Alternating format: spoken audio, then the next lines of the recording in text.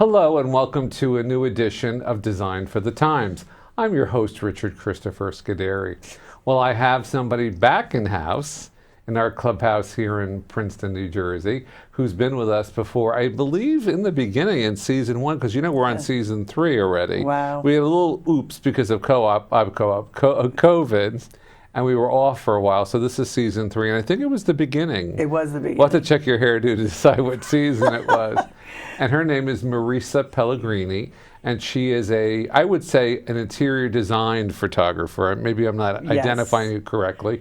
And we just connected right away on one of my first photo shoots. I've been published for a couple of magazines, but one of my favorite happens to be Design New Jersey, and you worked on both the houses. Both houses for Design and now hopefully NJ, on the new project that we're going to look at shooting next. Yes. So why don't you tell us a little bit about how you got started? I know you told me on radio, but it's an interesting story. And you left out, you didn't tell us the whole thing about going from Rome to the United States. You were born in Rome, which I found out after all these years. How many years did you live in Italy before you came here? I was really young. I was only a couple months old when we came back. So no chance of learning the language? No, no chance. But it does go on my passport as where I was born. But I always loved photography. And whenever we went to an event or traveled, I always had the camera. Right. And I wound up going to School of Visual Arts in New York City. Right. Where I graduated with a Bachelor in Fine Arts in Photography. And from there, I did tabletop. A lot of food photography, jewelry, and when you're going to school for photography, do you immediately, or does the school make you sort of specialize or say, okay, I want to do this? Now, I went to school first before I went to design school. I went to school for a broadcasting degree, believe it or not, and 30 years later I'm doing both.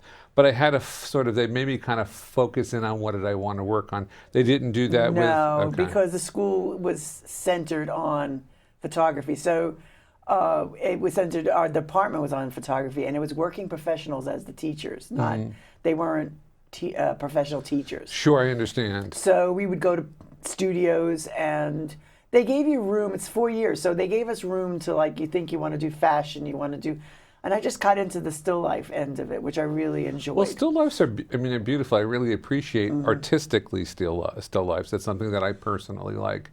But so you finished school, and then you went towards food specifically? Mostly, well, I really liked product photography, but I went to work for someone who did food photography and cookbooks and packaging, and you don't realize that end of the business. It was very interesting, very detailed. It is kind of funny because you do look at, let's say if I was looking at a cookbook, maybe somebody interesting like Martha Stewart or Ina Garten. Their cookbooks are beautiful, and their food pictures are beautiful. So it may draw somebody to buy that book for exactly that reason. And then I went to work for someone who did a lot of liquor. That's also another end of photography that's very specialized. And when you photograph liquor, is it just usually shots of the bottle, or do you set up a scenario if you do liquor? It depends on the layout, but it was.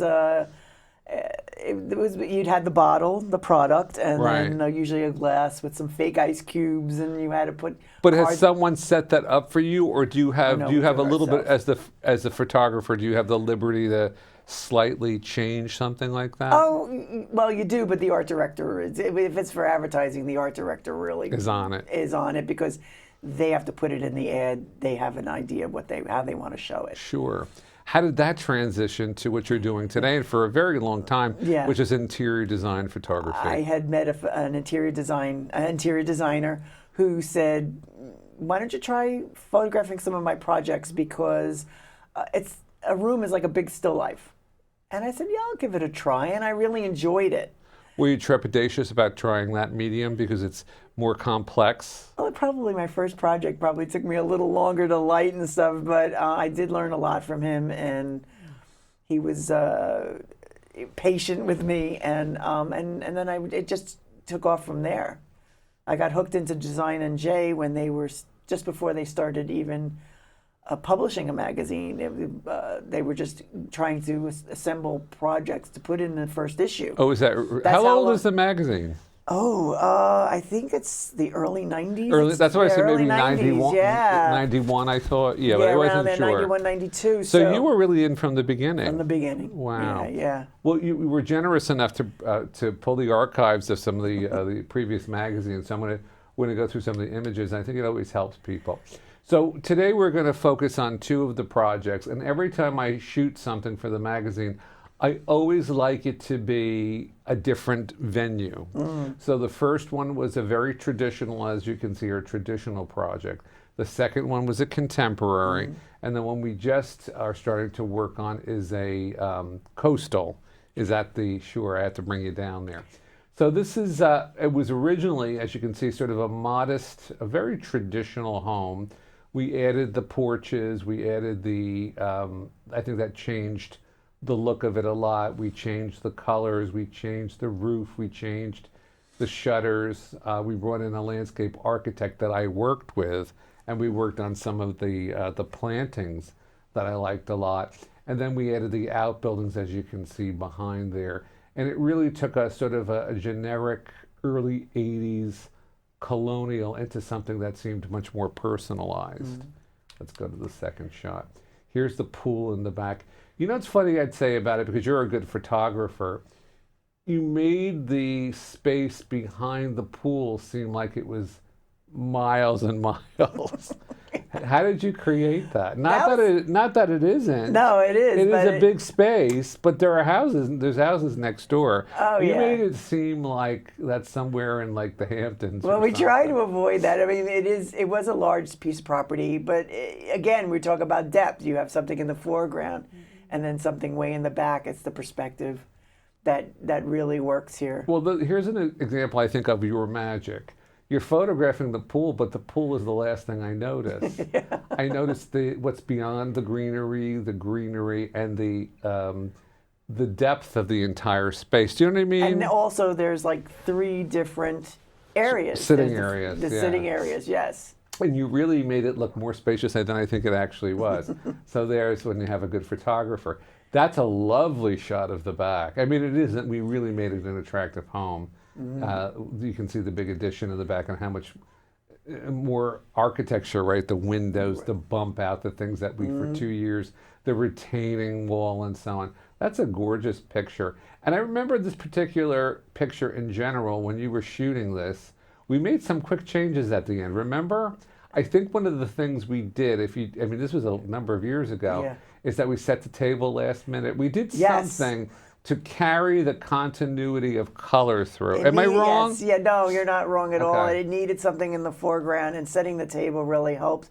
It really brought out that orange that Right. that you, or it was The richness. yeah, It the was a richness pale of- red, but like a washed red, but with the gray and the washed red. And this is a beautiful shot.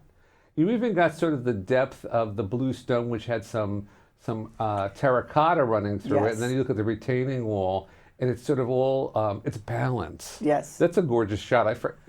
Did all the shots, is that one of the shots in the magazine? That's exquisite. I want that for my wall. Oh, I think so. I think it was one of those shots that made it, because it really does show That is a the gorgeous expanse. picture, yeah. Yeah.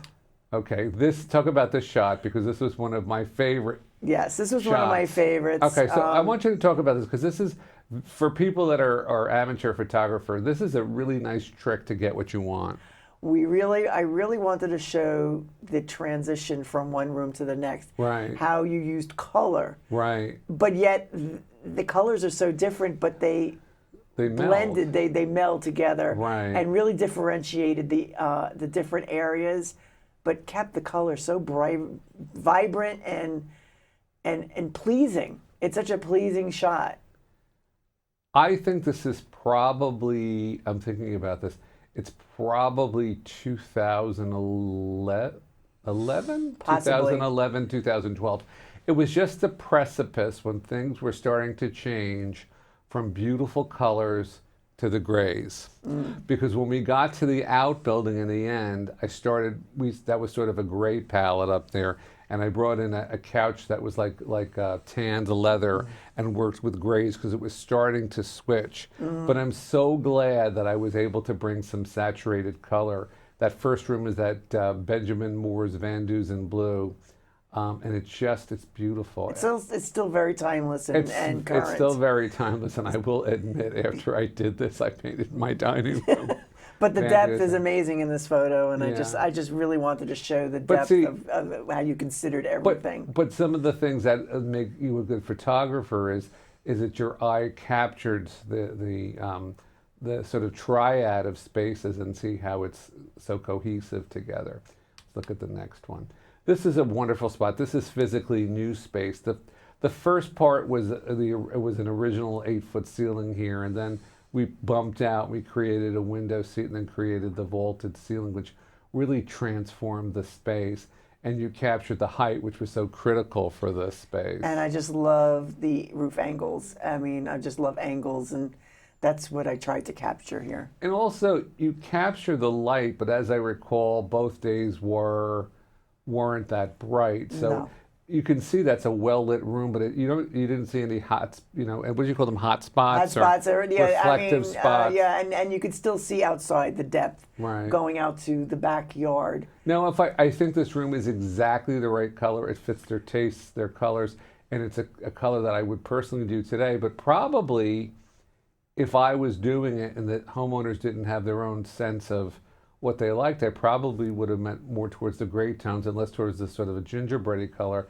And I don't think it would have done as much for the space. Mm-hmm. You and I talked on Wednesday in the TV station about how we love color. I don't think I could do better with color in this. It's still a neutral. Yes. But do you see how it brings out the warm stones in the fireplace? And then you have that wonderful chair with ottoman that just like that pop of color that it needed just to break it all up. All that furniture everything was from Ralph Lauren in that room. It was really lovely. Now here's the kitchen. Now the kitchen, probably because she wanted a country kitchen, could be considered a little bit old-fashioned if I look to the left, because there's a scalloped edge to the cabinet. But it was so them, right? It was so them. And I love that you did the dark burgundy wool, that brown It red. needed that. There were some niches, and I didn't want it to be so monochromatic. Okay. I love this room, too, because I was on a trip somewhere. I don't know where I went at the time, but I saw in a restaurant, I saw this sort of beautiful, interesting blue, a mid-tone blue with chocolate brown. And we're talking about this on radio on Wednesday, how chocolate brown is starting to come back. Look at that chocolate brown and that sort of, I don't know what you would call it, sort of a mid-tone blue with the chocolate brown. I just absolutely love that. And home offices are so in right now, and this is how many years ago. I used a collection of her, antique grandmother's plates, and it was the beginning of big home offices, and this was actually for the house, one of the big rooms, and I just love how that came together. But look how you were able to capture the crispness of the white and then the brown. The color here really pops. It does, and you have to be real conscious of the color that because there are different shades of white, as you know. Yeah, but I thought the blue would read more gray in the magazine. No. You nailed the color here. Thank you. I try hard. Talk about the thing about when you shoot a room that you use a gray card. I thought that was very interesting, and on the way here I replayed our radio interview just so I would get maybe better questions to ask you. Tell our viewers why you use a gray card and what that does, because I think that's very interesting when you shoot. Well, when you shoot a room, there he looks is. like my eyes are half closed there. No, it was that day I had sun because there was sun in the front. But so we shoot a gray. Oh, that was 11 years ago. I didn't change that much. No, you didn't. I said, that's a handsome guy. So when I use a gray card in the room, it's one of the last photos I do, because when I put process in the computer, I put my eyedropper on that gray card, and when that becomes neutral, then the colors in the room are correct. So that's your balance. That's my balance. So I do shoot with a tending towards more warm, but when I process in the computer the raw file, I bring that gray card to neutral. Is that because gray is the combination of white, which is all light or color, and black, which is the absence of light? Gray will show any color shift. Interesting. That color gray will show any color shift. After you said that, I thought about it a lot, because I do color consultations. One of the things that I do at Maven Hill Designs, often till this day, even though things have less color in them, people will hire me to pick their interior colors, whether it's new construction Right. or renovation or so on. And when I do a color consultation, I take a whiteboard. And then because the colors used to be more colorful, like we're seeing here, Right. they're not. So for me to show somebody contrast, if I'm doing a light gray or the OC colors, which is off-whites with just a tinge of color, I need a pure white to have balance. But pure white can be on the blue tones. It could be. That's true. There's a lot of bluing in a lot of the whites, and when you're trying to balance color, you could be really thrown off by the bluing that they put in actual So white. gray is really the perfect. Yes. Okay. It will show any color shift. So here's the bedroom that we did over, and you know I think this room actually holds up as well. Even though I love the grays, we went with this wonderful sort of again sort of like not a gold, but it was a like sort of a rich kind of like gingerbready color, and then paired it with that beautiful bedding that I think was from Pottery Barn. Pottery Barn partially sponsored this, and I got some of my furniture. Actually, the photo shoot I think was early at the time, so we borrowed I think the bed and the couch because the bed and couch that we had ordered weren't in yet, so we took them off the floor. Do you remember? And they were Yes. standing by, and then they took the furniture away like 20 minutes after you wrapped up what you were That's doing. happened before. Now, another thing that you told me, Marisa, is that you had mentioned that you work on editing something right away. You do that in the house? I do it in my office. I have my computer at my office. No, and- what I'm saying Oh, is... at the house. No. Well, no, at the client's At the cli- project. no. When I- So but you I just shoot then? I just shoot then. Okay. I get it back to my office. I have the programs. I upload all the raw images, and I try to work on them within the next couple of days. This way, my vision is fresh and what I wanted to do. Do you look at something, you get a designer, you look at their stuff, do you ever go into something and say, like this for example, now we did this all these years ago, but this, you could tell, at least it'd be, even if it's not your taste at all, it would be visually interesting to shoot because there's contrast, right? Yes, but there's contrast, but the roof line was interesting. Interesting, okay, and you really, you maximized Yes. that very So well there. It made the room very dynamic, which painting it all white or whatever would have made it the box that we always talk about. Exactly, but I guess what I'm trying to say is if you went to someone's project and it was uninteresting to you, what would you look to try to make it look better on film? I would always try to look at the angles. So you go to angles. It could be angle, like the furniture, shooting it not straight on, shooting it from a side, lower angle, just always trying to make it interesting shapes in the photo. So you look at it and then your brain goes to, let's do an interesting corner of the room, and then you Right. focus on that. Right. That's super interesting. You probably do that without thinking about it now. This was the master bath, and there were a lot of blues and golds. Those were sort of Kathy's colors at the time. And a funny thing happened. I don't know if this was the impetus for her calling me. Well, the builder recommended me because I was doing the builder's house at the time. But originally, when Kathy wanted to maybe do it on her own at first, and she had just purchased, it was demoed, and she had just purchased the cabinets, the white vanity, double vanity to the right. And after she put in a cherry vanity, she says, "Oh no, I hate this. It's so masculine and dark." So at the end, right before you shot this, we painted it white. Oh. We stripped it. It was cherry. It was a very red cherry. And she goes, "I hate No, this." beautiful. So I came in because normally the quartz or the stone on the top would be more towards whites with grays, but I had to work with the that was there. But you can make last minute changes. Did you ever have somebody go to shoot a room and like to do this next day there were changes made? Yeah, they'll ask me, "Could you change the color on this for me?" And I've done it. I mean, there's things I can do. We did it, yeah, but that was like the night before you came. There we were. The painter was cursing me because you were coming, and I had to get that done. But it worked, and then who knew that white was going to take over right after that for a long time. This is a nice shot. Now, there was a Juliet balcony, and I don't know how you didn't fall off. because when you're looking at the shot, you really get the dimensions of the round, that it wasn't a round rug, but the medallion there, you get a sort of that roundness that's repeated in the mirror. No wonder I like you, you're talented. So I love to use mirrors. Yeah, but how did you do this?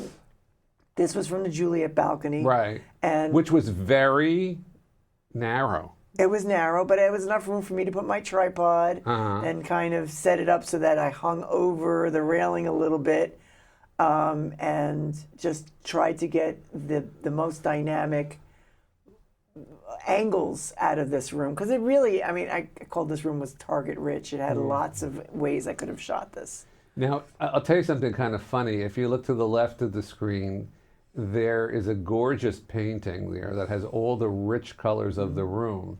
And the couple recommended me to the brother's house. It was two brothers.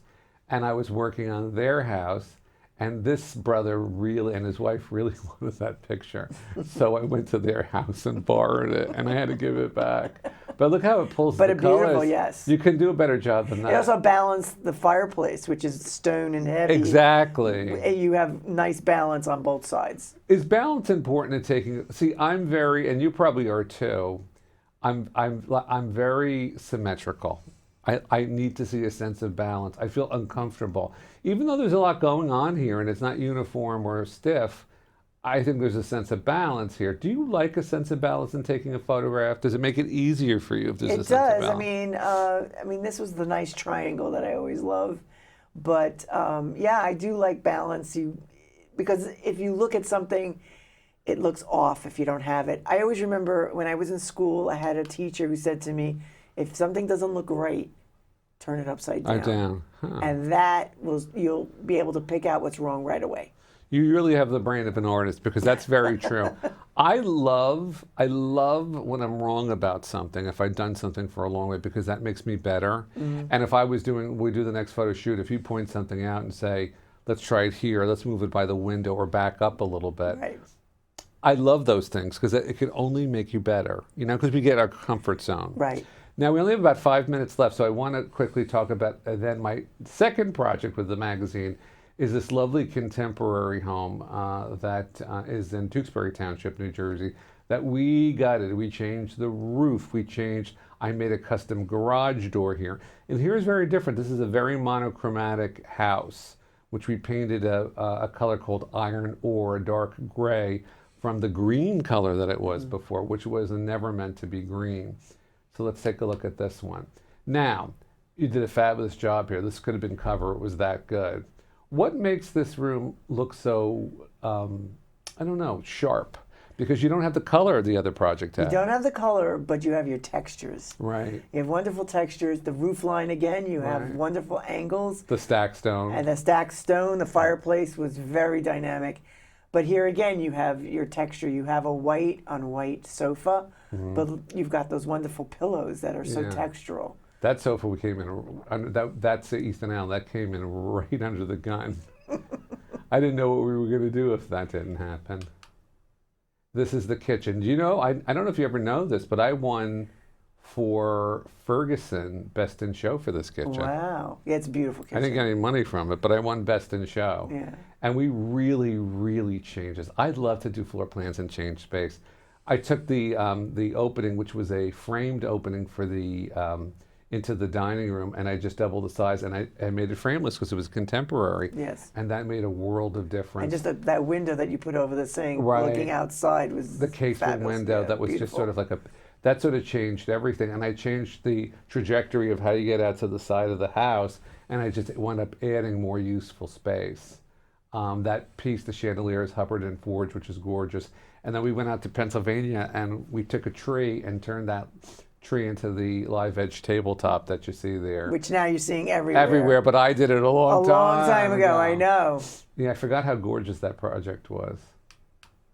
And that's the dining room. Again, family room, a completely different look. But look, it's all grays, right, with that pop of color of those leather seats, which are fabulous shape, right, and the texture of the tufted sofa. I mean, and the room doesn't feel boring at all. And I will tell you, I see this client a lot, Lindsay.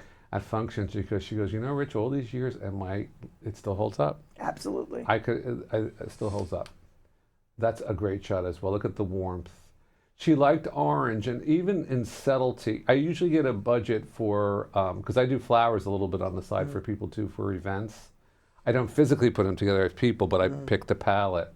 And I would get a budget from Ren. I said, no, I'm doing the flowers. And I know she loves orange, so we did ranunculus. Yes. We did subtle things like the lampshade, like the color of the tanned leather that has an orangish warmth to it. And I think you need that for a sense of the balance. See, you did something that I love here. You made it that you could see the front door through, and it made it all make sense because the outside and the inside came together here. And I love that front door. I recreated that twice since this in different colors. Here's another of the island, of which there wasn't an island before in the space. And we use this gorgeous, almost like a camo-looking tile here, very oversized. And I think it did a lot for the space because the lines are very simple. Let's see here. And then we're back. Marisa, we have a minute and a half left. I want the viewers, if they want to get in touch with you, you're wonderful. Maybe it's a designer that wants to shoot a project, or maybe somebody has a product that they want to shoot. How can they reach you? I have a website, marisapellegrini.com. Okay. And my contact information is there, and my cell phone is 646-296-7762. That's terrific. You know, I do a lot of media, and one or two times someone asked for my phone number, and I had to think about it for a minute. Did you have to think about it for a minute? You don't call yourself. Yeah, I know. I call myself there. If there's one thing that you could tell somebody who maybe doesn't feel they have the budget to do it or wants to try to do some photography, maybe they were do-it-yourselfer and they did their own home and they want to put it on Facebook. Anything in under a minute now that you can say people can do to get a nicer shot? I always tell people, buy a tripod. You know, if you're just using with a cell phone, which the cell phones have really They've gotten better. They've gotten better. Make sure you get something that makes it stable, because this way you can do something with time exposures. Sure. If you have a little point and shoot, even any tripod that would help you keep it nice and steady and even stable, it helps. And I've gotten a couple of letters and emails from you that I never give my information, and that is Maven Hill Designs is the name of my company. I am in my 25th year doing all sorts of renovations, kitchens, bathrooms, additions, outdoor. Even now we're doing some floral work. So if you'd like to reach my company, Maven Hill Designs, it's 908-884-0770. I thank you for watching our program. We're in season 3 and we have great shows coming. Thank you.